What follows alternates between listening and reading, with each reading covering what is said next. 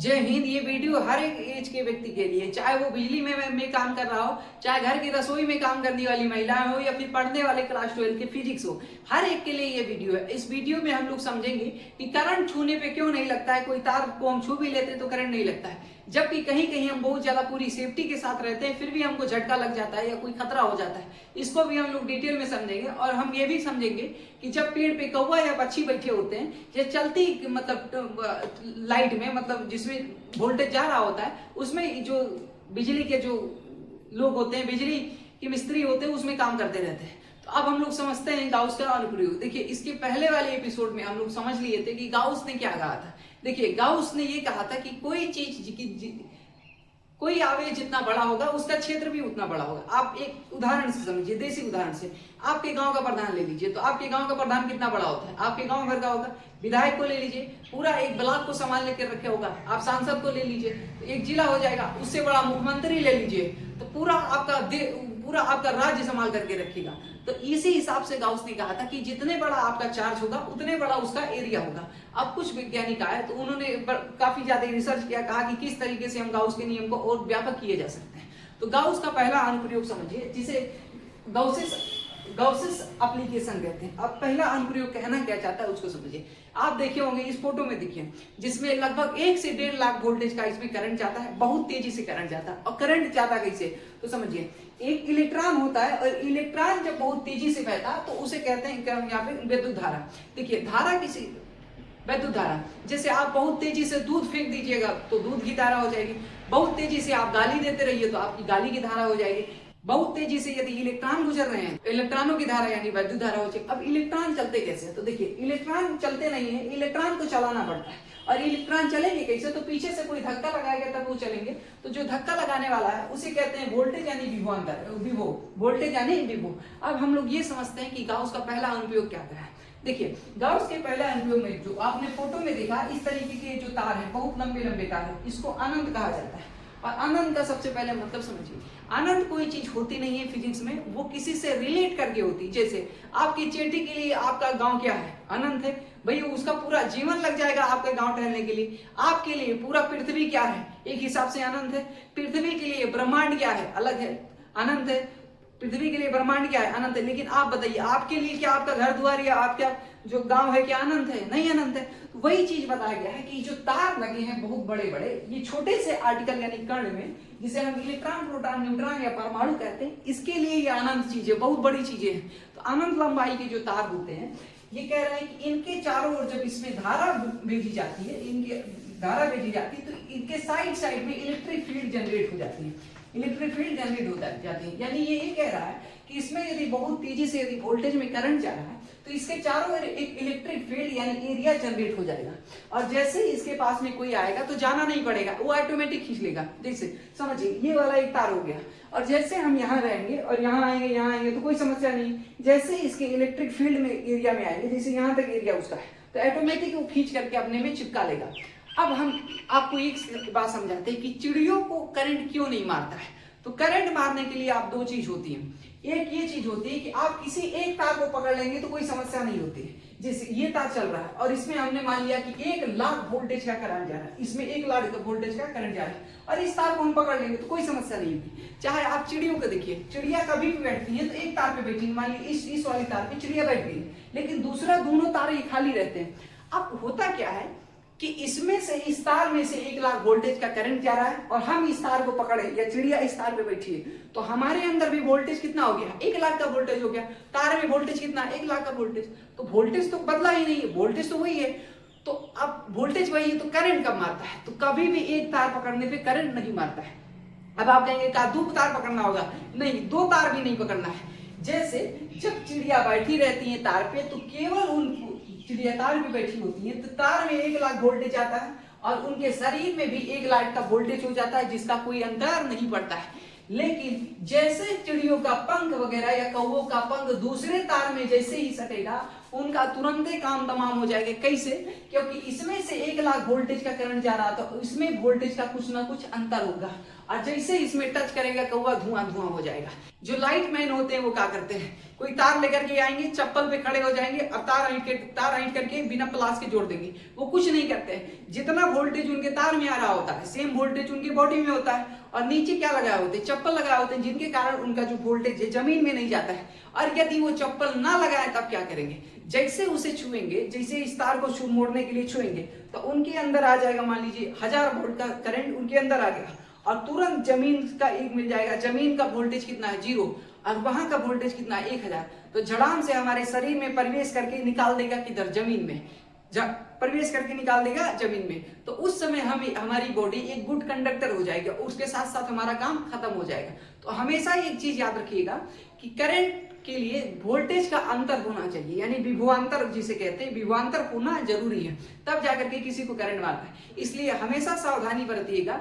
कभी आप ये मत समझिएगा कि एक तार से करंट नहीं मारता है। इसको फार्मूले के रूप में कैसे लिखेंगे तो समझिए, ये 1/2 पाई इप्सिलॉन, ये 2 को छोड़ देंगे तो आप जानते होंगे कि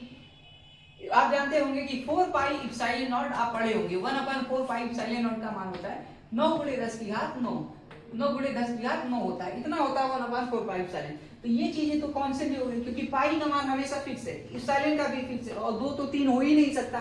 तो अब इसमें लैम्डा पार में आर क्या कह रहा है, समझिए। लैम्डा पार में आर कह रहा है, लैम्डा है तार की लंबाई, लैम्डा क्या है, तार की लंबाई, और आप इसको कन्याकुमारी से कश्मीर मान लीजिए, कोई समस्या नहीं है।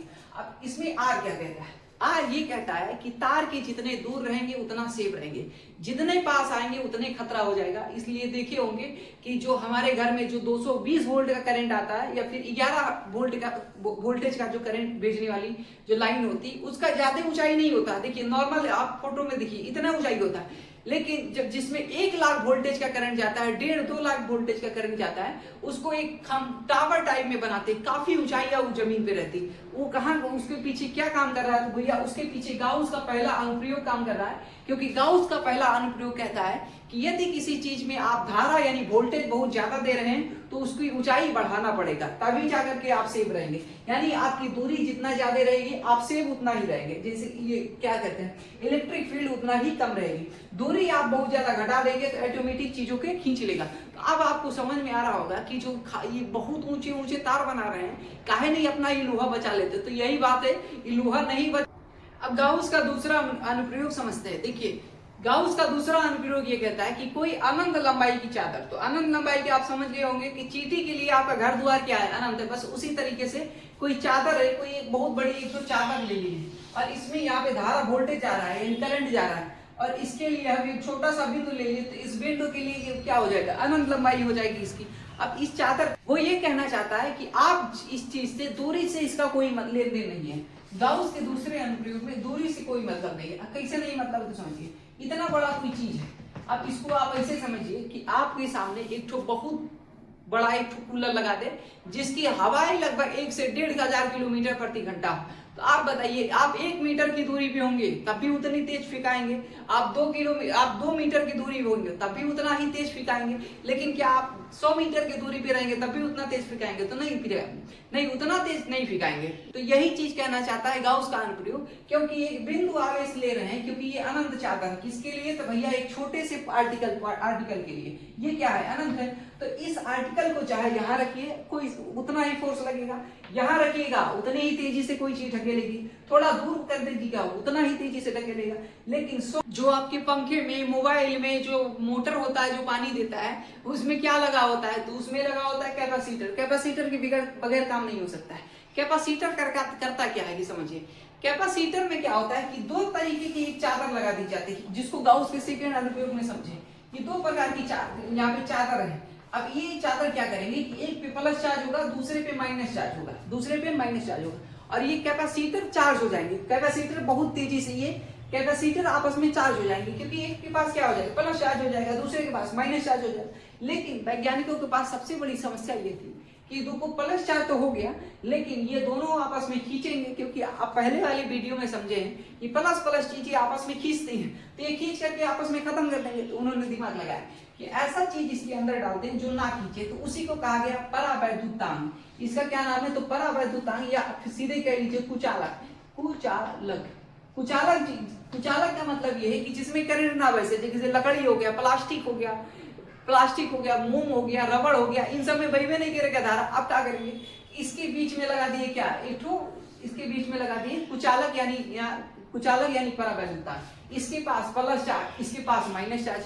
अब पंखा के लिए चाहिए क्या, क्योंकि पंखा में 220 वोल्टेज आता है, उसके नचाने के लिए पर्याप्त है, लेकिन स्टार्टिंग में नहीं नचा सकते क्योंकि उसके इतना वोल्टेज नहीं होता है कि पंखा को स्टार्टिंग में बहुत तेजी से नचाते हैं। तो उसके लिए क्या लगा देंगे, तो उसके लिए लगा देते हैं कैपेसिटर। जैसे पंखा का आप स्विच ऑन करते हैं तो ये होता है, ये कैपेसिटर होता है, अचानक से बहुत तेजी से झड़ाम से बिजली देता है पंखा को और कुछ सेकंड के लिए बहुत तेजी से घुमा देता है। अब घूमने के बाद तो धीरे धीरे करके 220 वोल्टेज तो पर्याप्त ही होगा। ऐसे समझिए, जब कोई ट्रेन वगैरह चलती है या कोई बस वगैरह पे आप पीछे से धक्का लगाते हैं तो स्टार्टिंग में जब आप वो रुकी होती तो उस विरामावस्था से आप गतिज अवस्था में करने के लिए बहुत तेजी से इसमें फोर्स करते हैं, लेकिन जैसे एक बार डगर गई तो उसके बाद उतना फोर्स नहीं लगता है। सेम काम कौन करता है, कैपेसिटर। अब सोचिए कि यदि कैपेसिटर ना हो तो आप जो बहुत बड़ा बड़ा मोटर चलाते हैं पानी वाला, क्या वो नाच पाएगा, तो नहीं नाच पाएगा। कैपेसिटर क्या करता है, अचानक से झड़ाम से बिजली देगा, आप पंखा झड़ाम से करंट देगा, आप पंखा नाचने लगेगा, मोटर घूमने लगेगा और पीछे से क्या है वोल्टेज है तो धीरे धीरे उसको काम करते रहेगा। तो ये चादर क्या है, इस हिसाब से एक अनंत लंबाई की चादर है। इसकी अपेक्षा एक छोटे से बिंदु आवेश की अपेक्षा ये कौन सी है, अनंत लंबाई की चादर है। इस पे कैपेसिटर की। दूसरा चीज समझिए, गाउस के सेकंड अनुप्रयोग में जो आप देखते हैं बैडमिंटन जो होता है मच्छर मारने वाला, चिड़िया खेलने वाला नहीं, मच्छर मारने, अब किस तरीके से काम करता है। इस फोटो में देखिए, ये बैडमिंटन है। बैडमिंटन में 3 जालियां लगी होती है, ऊपर एक जाली लगी होगी, एक नीचे होगा, एक बीच में स्लाइड में जाली होगी। अब इसमें क्या करेंगे कि इसके एक बीच में नीचे में एक बैटरी सेट कर देंगे जो डीसी से एसी बनाने का काम करेगा, डीसी से एसी बनाने का काम कर देगा।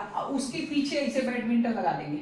इसमें 3 प्रकार की जालियां होंगी। अब समझिए, बाहर की 2 जालियां हैं, इसमें माइनस चार्ज आ जाएगा, माइनस चार्ज दे देते हैं, और जो बीच की जो जाली है उसमें प्लस कर देंगे। और बहुत ज्यादा हाई वोल्टेज है, लगभग 1000 से 2000 के बीच में इसमें से वोल्टेज जाएगा।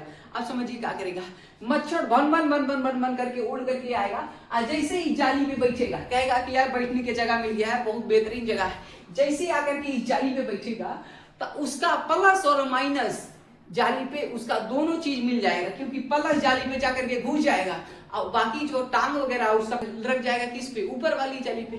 इसी में हो जाएगा सर्किट पूरा, यानी प्लस से इलेक्ट्रॉन, प्लस से धारा जाएगी बहुत तेजी से और माइनस से आकर के माइनस से रिटर्न हो जाएगी, जिसके कारण मच्छर फटाक से दगता है। तो किसके कारण दगता है, उसमें कौन सा काम कर रहा है, गाउस का सेकंड अनुप्रयोग काम कर रहा है। अब इसको हम लोग सूत्र में देख लेते हैं कि सूत्र क्या करना चाहता है। तो देखिए, E बराबर होता है 1/2 इप्सिलॉन नॉट। तो हमेशा ये चीजें, सारी चीजें क्या होती है, कांस्टेंट होती है। कांस्टेंट चीजें वो हैं जिनके मान फिक्स हो। जैसे 5 ले लिए तो 5 क्या है, आप अमेरिका में जाएंगे तो 6 हो जाएगा, नहीं आपका रुपये में देखिएगा तो 5 होगा। E बराबर 1/2 इप्सिलॉन नॉट, बूढ़े में यहाँ पे सिग्मा, इसको कहते हैं। अब ये सिग्मा क्या कहना चाहता है, ये तो कांस्टेंट हो गया, सिग्मा क्या कहना चाहता है। तो सिग्मा किसी पदार्थ का घनत्व है, यानी जो अभी आपने चादर पढ़ी थी उस चादर का घनत्व है। ये घनत्व ये कहता है कि यदि चादर की डेंसिटी यदि ज्यादा होगी, घनत्व का मतलब होता है घना घना, कोई चीज घनत्व का क्या मतलब होता है, घना घना होता है। जैसे आप समझिए, इस चाक का क्या है, घनत्व ज्यादा है, और इस पानी का घनत्व कम है, क्योंकि ये कम घना है। ये चाक के परमाणु ज्यादा घने घने इसलिए चपके हैं। तो जिस किसी पदार्थ का घनत्व ज्यादा होगा उसमें इलेक्ट्रिक फील्ड ज्यादा होगी। क्यों, क्योंकि उसमें इलेक्ट्रॉन प्रोटॉनों की संख्या बहुत ज्यादा होगी, उसमें परमाणु ज्यादा होंगे, जिसके कारण यहाँ पे सिग्मा का मान, यहाँ पे इलेक्ट्रिक फील्ड का मान ज्यादा होगा। अब हम लोग आते हैं तीसरा अनुप्रयोग। देखिए, तीसरा अनुप्रयोग ये कहना चाहता है कि जब वोल्टेज बराबर होता है, जैसे हम लोग पहले वाले में समझे थे अनुप्रयोग में कि किसी तार का वोल्टेज बराबर होता है तो आप छू लेते हैं तो कोई समस्या नहीं होती, बस शर्त ये है कि आप में से धारा कहीं दूसरी जगह करंट ना जाए। यदि दूसरी जगह जाएंगे तो फिर मामला गड़बड़ा जाएगा। सेम वही चीज कहना चाहता है। तो इन्होंने तीसरा अनुप्रयोग इस पे लागू हुआ कि एक बहुत बड़ा एक तो सेब ले लिए, फैराडे का जिसे पिंजड़ा कहते हैं, उसके अंदर फैराडे बंद हो गए और कुर्सी डाल के आराम से बैठ गए। और उनके जो पिंजड़ा था, मान लीजिए इस तरीके से कोई गोला, यहाँ पे गोला ले लिए और इसमें कुर्सी डाल करके बैठ गए, और इसके में 1 लाख वोल्टेज का बहुत ज्यादा सारा इसमें वोल्टेज का करंट भेजा गया, लेकिन इनमें इस पे जो बैठा होगा उसको कुछ नहीं होगा। क्यों कुछ नहीं? बरसात के दिनों में तो बिजली जमीन पे गिरने की बहुत ज्यादा समस्या होती है। तो सोचिए कि जो आसमान में उड़ रही है, एरोप्लेन उसमें क्या नहीं गिरती होगी, तो एकदम से गिरती होगी, पर कुछ नहीं होता है। क्यों कुछ नहीं होता है? क्योंकि उसके चारों ओर इलेक्ट्रिक फील्ड जनरेट होता है और उसके अंदर बैठे व्यक्ति और बाहर वाले एरोप्लेन के व्यक्ति सब हर एक का वोल्टेज क्या होता है, बराबर होता है और उनका कहीं दूसरी जगह संपर्क भी नहीं होता है। इसके कारण विभवांतर नहीं उत्पन्न होता है और सारे लोग सुरक्षित रहते हैं। यहाँ पे एक तरीका, यहाँ एक चीज और जानने की हो सकता है कि जब भी कभी आप कार या बस वगैरह से जाइए, तो जब बिजली कहीं तड़के बहुत ज्यादा बारिश में, तो आपको कार से नहीं उतरना चाहिए, कार से नहीं उतरना चाहिए। देखिए मौसम इस समय खराब भी है, कार से नहीं उतरना चाहिए। इसके पीछे के कारण क्या है कि कभी भी बिजली का यदि झटका आएगा तो आपकी गाड़ी के चारों ओर आएगा और उसी में से निकल करके जमीन में समा जाएगा, आपको झटका नहीं लगेगा। बस शर्त ये है कि आप किसी चीज को दूसरे किसी अन्य चीज को टच ना करें, हैंडल वगैरह को मतलब जमीन के हैंडल या ब्रेक वगैरह को ना टच करें और सारे शीशे को बंद रखें। यही चीज कौन कहना चाहता है? ये फैराडे के जो यहाँ पे गाउस का जो तीसरा अनुप्रयोग है, यही कहना चाहता है। देखिए तीनों अनुप्रयोग हमारे रियल लाइफ में कितना इंपॉर्टेंट है। रियल लाइफ में तीनों अनुप्रयोग बहुत ज्यादा इंपॉर्टेंट है और हम लोग फिजिक्स का ये जो पहला चैप्टर, इसके 3 वीडियो हम लोग डाले हैं। तीनों वीडियो का जो यहाँ पे प्लेलिस्ट आप लोगों को प्रोवाइड करा देंगे और हमेशा क्लास 10th और क्लास 12 पे फिजिक्स, केमिस्ट्री, बायोलॉजी और क्लास 10th का साइंस, सोशल साइंस और मैथ, इन तीनों सब्जेक्ट पे लगातार वीडियो पढ़ते रहेंगे। एक वीडियो हालांकि एक दिन में पढ़ रहा है, लेकिन हम पूरा प्रयास करते हैं कि वीडियो इतना इजी तरीके से हो ताकि आपको समझने के लिए तो मेहनत करना ही पड़ रहा है, लेकिन भुलाने के लिए भी आपको मेहनत करना पड़े। आई होप आप लोगों को ये सारा चीज समझ में आया होगा। फिजिक्स किस तरीके से यहाँ पे इंटरेस्टिंग हो सकता है, किस तरीके से हम अपने रियल लाइफ से जोड़ सकते हैं। यदि आपको वीडियो अच्छा लगे तो आप लोग कमेंट बॉक्स में बताइएगा कि किस टॉपिक पे आपको वीडियो चाहिए।